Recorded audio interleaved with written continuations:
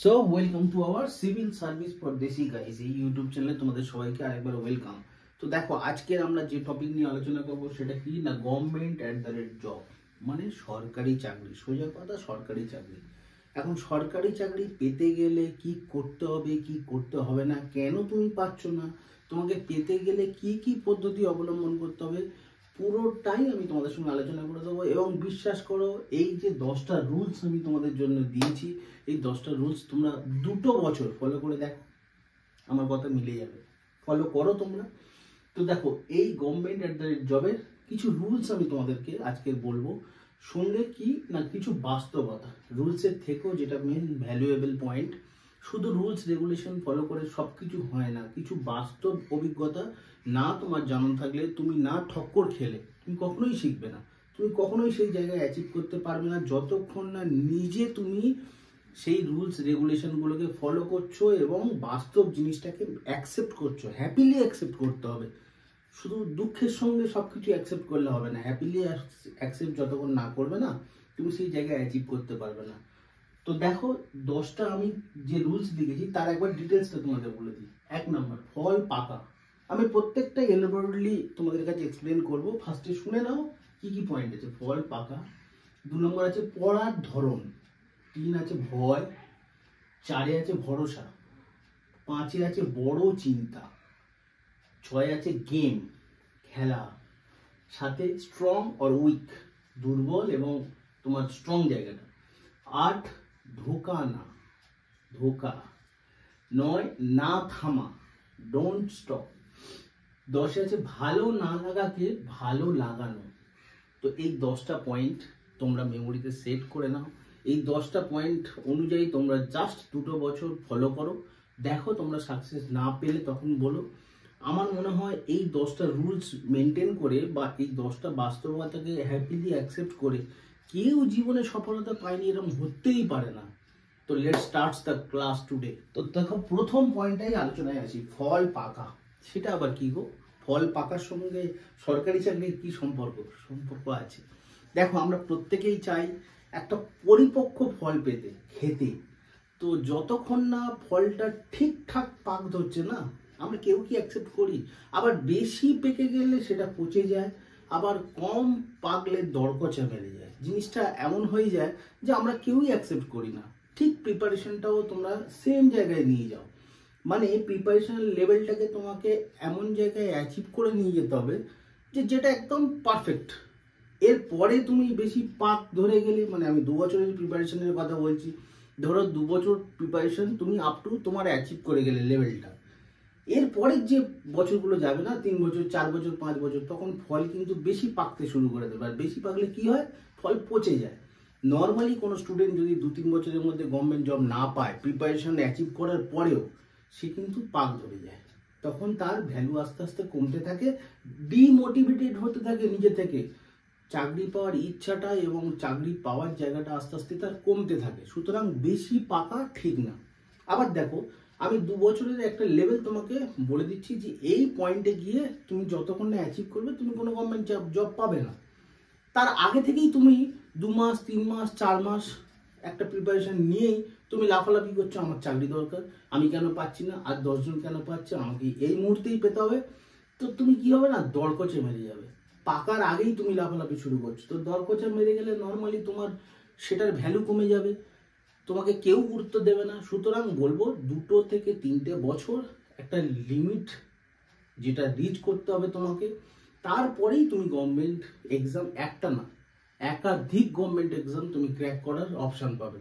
কিন্তু বেশি পেকে গেলে হবে না, কম পাকলেও হবে না, এক্স্যাক্ট যতটা পাকার দরকার ততটাই তোমাকে পাকতে হবে। সুতরাং you have to wait, you have to achieve the goal. Then second point, পড়ার ধরন। এটা না খুব কনফিউজিং একটা সাবজেক্ট, যে আমি পড়বো কিভাবে, আমি লিখবো কিভাবে, আমি নোটস বানাবো কিভাবে। প্রত্যেকটা অ্যাসপিরেন্টদের এটা একটা কমন কোশ্চেন। কিন্তু আমাদের নিজেদের অভিজ্ঞতা থেকে তোমাদের যেটা বলছি শোনো, কখনো পিডিএফ ফলো করতে যেও না, কখনো নোট ডাউনের দিন শেষ, ওই মানে চোতার পর চোতার নোট লিখে যাচ্ছ দিনের পর দিন, ভাবছো কখনো না কখনো ওগুলো খুলে রিভাইজ করব, দেখব, এসব দিন শেষ হয়ে গেছে। এগুলো এক সময় জমানায় ছিল যখন সিলেবাসটা ঠিকঠাক জায়গায় ছিল। দেখো তোমরা যারা রিসেন্ট 2-3 মাস বা 6 মাসের মধ্যে বিভিন্ন এক্সাম দিলে তারা নিশ্চয়ই বুঝতে পারছো লেভেল অফ কোশ্চেনটা কোথায় চলে গিয়েছে। আগে কেমন টাইপের কোশ্চেন আসতো, একটা ধারাবাহিকতা মেনটেন হতো, সেখানে নোটটা করা ইজি, নোট দেখে রিভাইজ করে গিয়ে এক্সামে বসাটা খুব ইজি ছিল। কিন্তু যত দিন যাচ্ছে না, ওই নোট পিডিএফ এসব গল্প শেষ হয়ে গেছে। সুতরাং তোমাকে লাইন বাই লাইন পড়তে হবে, প্রত্যেকটা বইয়ের প্রথম থেকে শেষ পর্যন্ত পড়তে হবে, এবং পড়াটা এমনভাবে পড়তে হবে যেন তোমার কোনো কিছু বাদ না পড়ে যায়, তোমার অজানা কিছু না থাকে। সুতরাং বুঝতেই পারছো আমি প্রথম পয়েন্টটার সঙ্গে এই পয়েন্টটা কিভাবে রিলেট করাচ্ছি। প্রথম বললাম যে 2 বছর কিন্তু তোমাকে টাইম দিতেই হবে। সুতরাং তুমি তাড়াহুড়ো করে সব কিছু কভার আপ খুব তাড়াতাড়ি করে ভাবছো তুমি সাকসেসের দোরগোড়ায় পৌঁছাবে, অসম্ভব। দেখো অ্যাক্সিডেন্টালি প্রাইম মিনিস্টার হতে পারে, পড়ে নিও বইটা, কিন্তু অ্যাক্সিডেন্টালি কেউ সাকসেস জীবনে পায় না। সাকসেস পেতে গেলে তোমাকে সেই টাইমটা দিতে হবে, সেই পজিশনে তোমাকে অ্যাচিভ করতে হবে। সুতরাং কিভাবে পড়বে, লাইন বাই লাইন পড়বে, বইয়ের প্রথম থেকে শেষ পর্যন্ত পড়বে, এবং এমনভাবে পড়বে যেন কোনো কিছু না বাদ পড়ে যায়, এবং এমনভাবেই পড়বে যেন নিজের নাম ভুলে যাও, কিন্তু বইয়ের প্রত্যেকটা লাইন যেন তোমার মেমোরিতে স্টোর হয়ে থাকে। এইভাবে পড়তে হবে, পুরো লাইন বাই লাইন বই ধরে পড়তে হবে। দেন 3 নম্বর, ভয়। আমার হবে তো, ওরা পাচ্ছে তো, এ পেয়ে গেল, ওই বন্ধু পেয়ে গেল, সে পেয়ে গেল, আমি কবে পাবো? আমার দ্বারা মনে হয় হবে না। এই তো কতগুলো পরীক্ষা দিলাম, দিয়ে তো দেখলাম এত টাফ কোশ্চেন সম্ভব, আমার হবে না মনে হয়। এই যে বিশ্বাস তোমার মধ্যে একবার ঢুকে গিয়েছে না, তুমি শেষ। এখান থেকে তোমাকে বেরিয়ে আসতে হবে। আরে ওর হয়েছে, তার হয়েছে, আমারও হবে। ওর হয়তো 2 মাস আগে হয়েছে, আমার 6 মাস পরে হবে, কিন্তু হবে। এবং এই ভয়টা যতক্ষণ না তুমি নিজের থেকে দূর করতে পারবে তোমার ভিতর থেকে, যে আত্মবিশ্বাস বলে না, যে হ্যাঁ ঠিক আছে ও একটু বেটার পড়েছিল, আমার থেকে অনেক আগে থেকে প্রিপারেশন নিচ্ছিল, তাই হয়তো ওর আজকের হয়েছে, আমার আগেই হয়েছে, তো আমারও হবে। আর don't compare yourself to any others. আমি কম্পেয়ার মিনস কি বলছি, দেখো তুমি স্কুল কলেজ লাইফে হয়তো জানতে যে ওই স্টুডেন্টটা বা ওই ছাত্রটা বা ওই বন্ধুটা তোমার থেকে অনেক খারাপ স্টুডেন্ট, মানে খারাপ ইন দ্য সেন্স আমি বলছি এক্সাম পয়েন্ট অফ ভিউ, যখন স্কুল লাইফ বা কলেজ লাইফে পরীক্ষা টরীক্ষা হতো তখন হয়তো তোমার থেকেও কম মার্কস পেত, ও খুব একটা পড়াশোনায় ভালো ছিল না, কিন্তু তুমি কিভাবে ভাবলে যে কম্পিটিটিভ অ্যারিনায় এসে ও তোমার থেকে 10 গুণ আগে বেরিয়ে যায়নি? এই যে ধারণাটা না, এটা ভুল ধারণা। সুতরাং নিজের মনের মধ্যে যেমন ভয় তো আছে সেটা দূর করবেই, আর অত্যধিক আত্মবিশ্বাস এই জিনিসটা অবশ্যই ত্যাগ করো, যত তাড়াতাড়ি পারো ত্যাগ করো। কারণ ভাববে, আমি আবারও বলছি, যে সাকসেস পেয়েছে সে কিন্তু একদিনে পায়নি, কঠোর পরিশ্রমের মাধ্যমে, অনেক লড়াইয়ের মাধ্যমে তাকে সাকসেস ছিনিয়ে নিতে হয়েছে।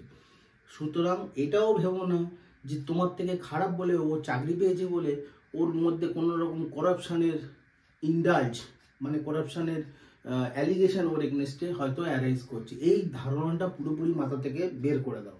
তো 4 নম্বর পয়েন্ট থাকো ভরসা। আরে ভরসা কার উপর করবে? তুমি যার উপরে করবে সে বিনা পয়সা তোমাকে কোনো রকম সাহায্য করবে না।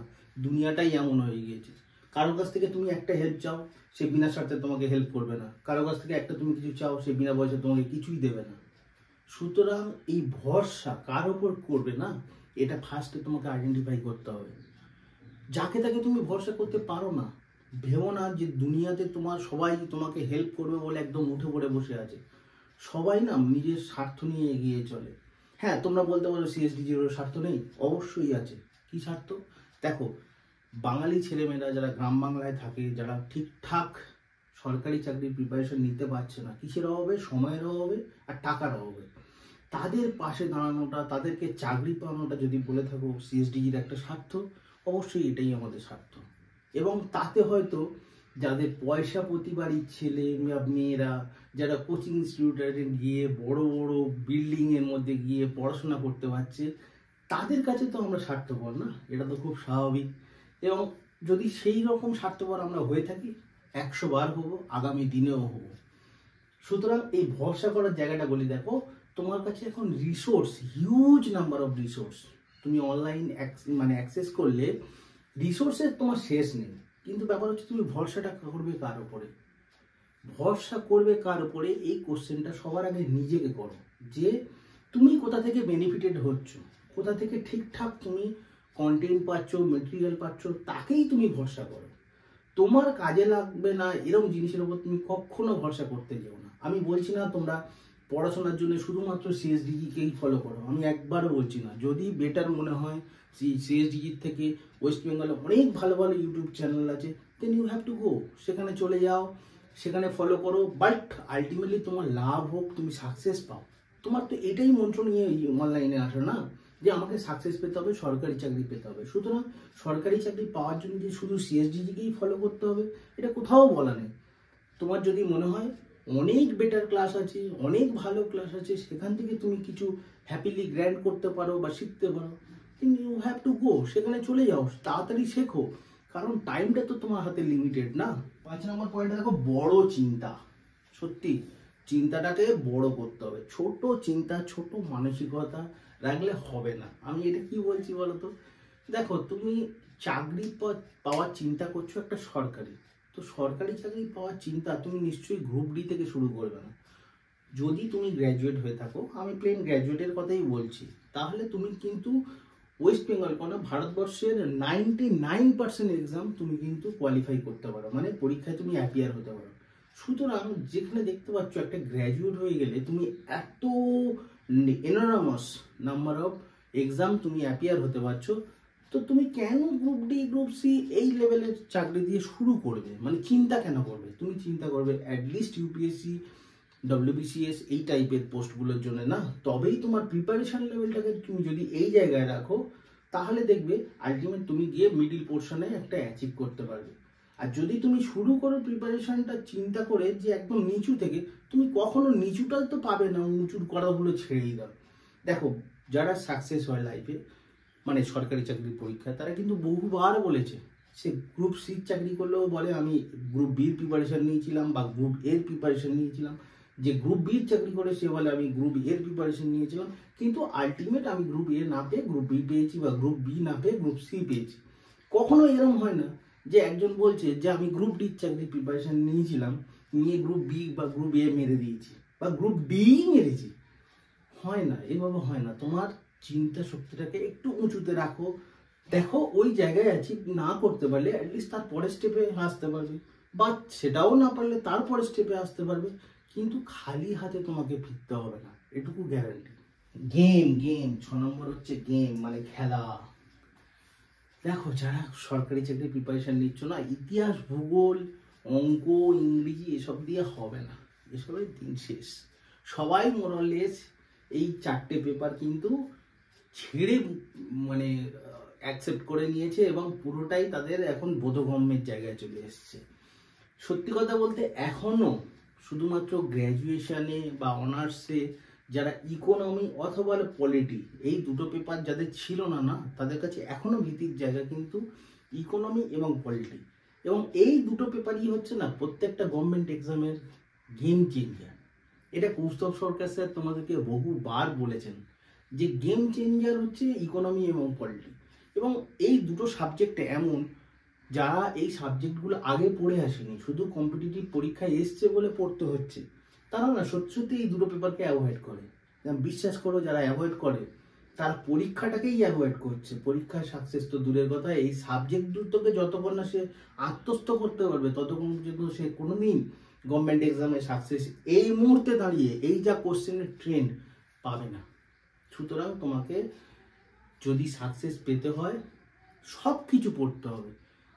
এই কম্পিটিটিভ এরিয়া একটা পেপারকে তুমি নেগলেক্ট করতে পারবো না বা পারবে না, আর যদি নেগলেক্ট করো তাহলে তুমি পুরো পরীক্ষাটাকেই নেগলেক্ট করছো। সুতরাং ইকোনমি, পলিটিকে ফোকাস করো, এই দুটো হচ্ছে গেম চেঞ্জার সাবজেক্ট। 7 নম্বর পয়েন্টটা দেখো, স্ট্রং আর উইক, দুর্বল এবং সবল দুটো জায়গা তোমার ভিতরে যেটা আছে সেই দুটোকে তোমাকে আইডেন্টিফাই করতে হবে। আমি কি বলছি, ধরো তুমি ইংলিশ অনার্স স্টুডেন্ট, তো নর্মালি কি হয় না, আর্টস ব্যাকগ্রাউন্ডের ছেলেরা সায়েন্স পেপারগুলোকে একটু ভয় পায়। আবার খেয়াল করে দেখবেন যারা সায়েন্স ব্যাকগ্রাউন্ড তারা কিন্তু আবার অনার্সের পেপারগুলোকে ভয় পায় না, কিন্তু অ্যাভয়েড করে, ভালো লাগে না পড়তে। ধরো আমি কথা কথা বলছি, একজন সায়েন্সের স্টুডেন্ট নর্মাল কথা শুনে দেখবে আমার ইতিহাস পড়তে একদম ভালো লাগে না, বা একটা ইংলিশ অনার্সের ছেলে বা মেয়েকে তোমরা জিজ্ঞেস করে দেখবে, সে বলবে আমার না ওই ঠিক অঙ্কটা আসে না, অঙ্কটা আমার একদমই ভালো লাগে না, প্র্যাকটিস করতে ইচ্ছে করে না, পারি না বেসিক্যালি। সুতরাং তোমাকে ফোকাস করতে হবে স্ট্রং এবং উইক পেপার। আমি কি বলছি, তুমি যেটা পারো, ধরো তুমি ইন্ডিয়ান কনস্টিটিউশন পড়ছো, তুমি একটা সায়েন্সের ছেলে, নর্মালি তোমার সেটা হয়তো পড়তে ভালো লাগছে না, কিন্তু কি করবে, তোমার তো ওটা উইক হয়ে আছে এই মুহূর্তে, ওই জায়গাটা তোমাকে ওটা স্ট্রং করতে গেলে ফোকাস অন দিস পেপার, ওই পেপারে তোমাকে বেশি করে ফোকাস করতে হবে। মানে তুমি অঙ্ক পারো না, অঙ্ক ভয় লাগে, অঙ্ক করতে গেলে তুমি আটকে যাও, ওই জিনিসটাই তুমি বেশি করে ফোকাস করো। দেখো না 6 মাস 7 মাস প্র্যাকটিস করে আর আটকাও কিনা, আর ভয় লাগে কিনা। সুতরাং তোমাকে সেগ্রিগেট করতে হবে ভালো লাগা মন্দ লাগা, যেটা ভালো লাগে সেটাকে কমিয়ে দিতে হবে, যেটা ভালো না লাগে তাকেই বেশি করে ফোকাস করতে হবে, তাকেই স্ট্রং জোনে তুলে আনতে হবে। উইক জোনটাকে যতক্ষণ না তুমি স্ট্রং জোনে কনভার্ট করবে ততক্ষণ পর্যন্ত তোমার সাকসেস কিন্তু অধুরা থেকে যাবে। 8 নম্বর, ধোকা না। ধোকা, কার সঙ্গে ধোকা দিচ্ছ? নিজের সঙ্গে। ভাবছো আজকের অনেক বড় গ্র্যাজুয়েট করে ফেলেছো, মানে আমি কথায় কথা বলছি, হয়তো ইঞ্জিনিয়ারিং ডিগ্রি করে ফেলেছো বা মাস্টার্স করে ফেলেছো, জুলজি বটানি সায়েন্সের বিভিন্ন বড় বড় পেপার, ভাবছো যে একটা বিশাল ডিগ্রি তোমার হাতে চলে এসছে। ভুল কথা গো, ভুল কথা। সাকসেস ডিগ্রি দিয়ে হয় না, সাকসেস পেতে গেলে কঠোর পরিশ্রম দরকার, 2 বছরের একটা টার্গেট ফিক্সড করতে হয়। শুধু ডিগ্রি দিয়ে কিচ্ছু হবে না। ডিগ্রিটা তুমি কাকে দেখাবে 2 দিন পরে যে তোমার হাতে এইরকম একটা মাস্টার্স ডিগ্রি আছে, এইরকম একটা ব্যাচেলার ডিগ্রি আছে? কিছুই হবে না যতক্ষণ না পর্যন্ত তুমি একটা স্টাবলিশমেন্ট জায়গায় যাচ্ছ। মানে আমি শান্তির জায়গা বলছি, সরকারি জায়গা। কেন শান্তির জায়গা বললাম? তুমি ডিগ্রি দিয়ে প্রাইভেট সেক্টরে প্রচুর ভালো ভালো জব পেতে পারো, প্রচুর টাকা তুমি ইনকাম করতে পারো, বাট রাতের ঘুমটা না শান্তি হওয়া সবার জন্য দরকার, এবং সেটার জন্যই কিন্তু এই সরকারি চাকরিটা তোমার দরকার। সুতরাং কখনো ওই অনেক বড় ডিগ্রি আছে বলে নিজেকে ধোকা দিও না। ডিগ্রি আছে বলেই তুমি চাকরি পাবে কখনো ভেবো না। তোমাকে নর্মাল একটা সরকারি চাকরি পেতে গেলে যা যা এফোর্ট দিতে হয় তোমাকেও দিতে হবে। সুতরাং নিজেকে কখনো ধোকা দিও না, তাহলে কিন্তু সাকসেস কোনো মতেই তুমি পাবে না। 9 নম্বর, দেখো না থামা। দেখো অনেকে লাস্ট 6-7 মাসে পরীক্ষা দিয়ে দেখছো যে বারবার বারবার হোঁচট খাচ্ছ, মানে থেমে যাচ্ছ, ভাবছো যে আমার দ্বারা এটা মনে হয় সম্ভব না। এই কোশ্চেন লেভেল, কবে কতদিনে আমি পড়বো, কবে সাকসেস আমি পাবো, তো তার ভালো লাগছে না, সরকারি চাকরি আমি ছেড়েই দিই। এই এই আশা করে কোনো লাভ নেই, বরঞ্চ প্রাইভেট সেক্টরের জন্য চেষ্টা করি, সেটা বেটার। এই ধারণাটা না পুরোপুরি ভুল। কারণ দেখো প্রত্যেকটা অ্যাসপিরেন্ট যারা চাকরির জন্য চেষ্টা করে তারা প্রথম প্রথম না সবাই কিন্তু এই থেমে যাওয়ার মানসিকতা সবার মনে তৈরি হয়। যখনই তুমি আনসাকসেস হবে, যখনই তোমার মনে হবে খারাপ কিছু জীবনে ঘটে গেছে, তখনই মনে হবে যেন থেমে যাই, এরপরে অন্য চিন্তা করি। এই থেমে যেও না প্লিজ, যতক্ষণ না তুমি থামছো বুঝবে সাকসেস কিন্তু গুটি গুটি পায়ে তোমার দিকে এগিয়ে আসছে, তোমাকেও এগোতে হবে, থেমে গেলে আদৌ হবে না। তো এরপরে দেখো 10 নম্বর পয়েন্টটা, ভালো না লাগাকে ভালো লাগানো। তাহলে কি ভালো লাগে তোমার? খেলতে, আড্ডা মারতে, ঘুরতে যেতে, বন্ধুদের সঙ্গে প্রচুর প্রচুর মজা করতে। এই জিনিসগুলো না leave it, just leave it for 2 years. এই জিনিসগুলো তোমাকে, মানে যেগুলো তোমার ভালো লাগে এই মুহূর্তে সেগুলোকে বর্জন করতে হবে, যেগুলো ভালো লাগে না সেগুলোকেই তোমার এই মুহূর্তে অ্যাকসেপ্ট করতে হবে। আমি কি বলছি, আড্ডা মারা ছাড়তে হবে, বন্ধুদের সঙ্গে ঘুরতে যাওয়া ছাড়তে হবে, প্রচুর হই হুল্লোড় করা তোমাকে ছাড়তে হবে, তোমাকে একদম নিজের হতে হবে, নিজের মতো হতে হবে। এই টাইমগুলো তুমি জীবনে বহু পাবে, এটা নিয়ে তুমি একদম চিন্তা করো না। ঘুরতে যাওয়া, বেড়াতে যাওয়া, ফুর্তি করা, মজা করা, আনন্দ করা সব পাবে, শুধু একটাই জিনিস পাবে না জীবনে, সাকসেস, চাকরি এবং রাতে নিশ্চিন্ত ঘুম। এই 3টে পেতে গেলে যেগুলো ভালো লাগে না, আমি কোনগুলোর কথা বলছি বলো তো? মোবাইলটাকে তোমাকে ফার্স্টে ছাড়তে হবে, মোবাইল অ্যাক্সেস করা। ওই হোয়াটসঅ্যাপ স্ট্যাটাস চেক করা, ফেসবুকে একটু স্টোরি দেওয়া, রিল করা, এগুলো তোমাকে ছাড়তে হবে। এবং যখন পড়বে, যখনই কিছু করবে, তখন মোবাইলটাকে জাস্ট ইয়ারফোন মেডে রেখেই তোমাকে কিন্তু এগোতে হবে। 2 নম্বর কি? আড্ডা মারা। বন্ধুদেরকে মিথ্যে কথা বলা এই মুহূর্তে তোমাকে একদম প্র্যাকটিসের মধ্যে নিতে হবে। মানে ধরো তুমি পড়ছো, কোনো বন্ধু হয়তো কল করে বললো কি রে ওখানে যাবি, চল ঘুরে আসি। তোমাকে বলতে হবে শরীরটা খারাপ, আজকে বেরোবো না। জাস্ট এই জায়গাটায় তুমি একটু মিথ্যাবাদী হয়ে যাও কটা বছরের জন্য। তুমি just concentrate on your study. দেখো, তোমার হয়তো মনে হচ্ছিল, ভালো লাগাচ্ছিল, ওটা গেলে মনে হয় বেস্ট হতো। বাট তুমি যে এই একা রয়ে গেলে ঘরে না, এটাকে তোমাকে ভালো না লাগাকে ভালো লাগাতে হবে, তবেই তুমি সাকসেস পাবে। তো দ্যাটস অল। মোটামুটি 10টা পয়েন্ট আমি আলোচনা করলাম, কিছু রুলস বললাম, কিছু বাস্তবতা বললাম। You have to follow to crack any government exam. তোমাকে এই রুলস রেগুলেশন ফলো করতেই হবে যদি তুমি সরকারি চাকরি আশা করো বা পেতে চাও। তো thanks for watching my video. ভিডিওটা যদি ভালো লেগে থাকে প্রচুর প্রচুর বন্ধুদের সঙ্গে শেয়ার করো। তো আর যারা এই ফার্স্ট টাইম আমাদের চ্যানেলটা দেখছো, সিভিল সার্ভিস ফর দেশি গাইজ, তো তোমরা যারা এটা প্রথম দেখছো তারা চ্যানেলটা অ্যাটলিস্ট সাবস্ক্রাইব করে রেখো। Thanks for